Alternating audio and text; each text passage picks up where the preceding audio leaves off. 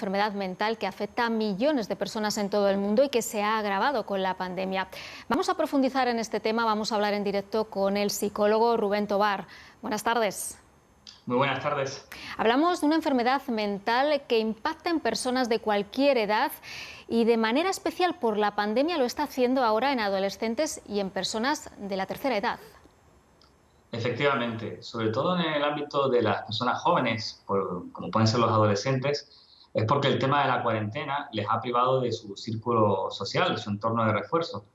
Y con las personas mayores es también como ha afectado siempre con las personas que viven solas. Al final, las familias ya no van a verles por el tema por miedo a contagiarles, y eso ha hecho que se hayan ido aislando. Y ha aumentado en este caso por el tema de la pandemia, que al final es un impacto muy fuerte a nivel emocional.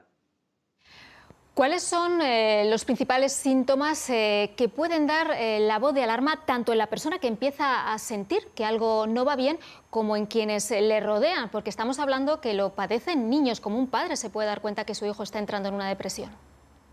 Bueno, es importante tener en cuenta que las causas de la depresión pueden ser muchas, ¿no? Y para ver los síntomas que puedan generar que una persona identifique, tanto la que la está sufriendo como en este caso un familiar, como puede ser el padre de algún niño, son muy diversos, ¿vale? Pueden cambiar mucho de una persona a otra.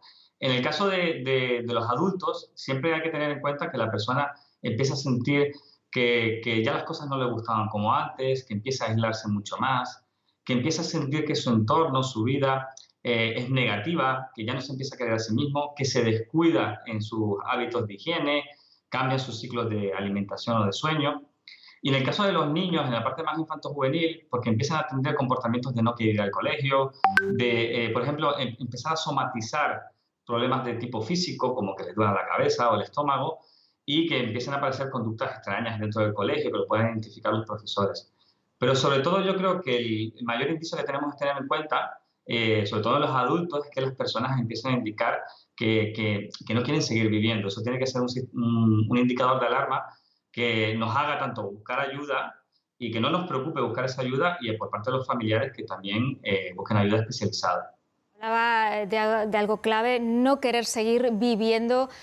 Me hace pensar en lo importante que es diagnosticarlo de forma precoz y que enseguida sea tratado por un profesional precisamente para que no se convierta en algo muy grave que acabe con la vida del paciente.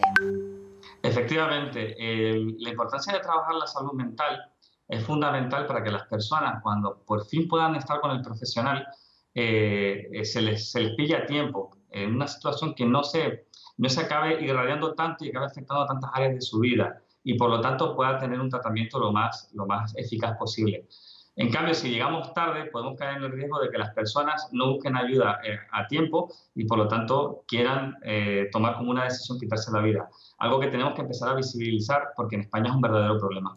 Es importante destacar que cualquier persona es susceptible de pasar por un episodio de depresión, aunque se encuentre muy bien y piensen yo, bueno, esto no me va a pasar nunca. Cualquiera en un momento dado podemos sufrir una depresión. Efectivamente, y además con el tema de la pandemia, más. Tenemos que tener en cuenta que aunque pueda haber ciertos colectivos o ciertos perfiles de personas que puedan ser más susceptibles, cualquiera de nosotros, en cualquier momento y a cualquier edad, podemos pasar por un trastorno mental o una depresión.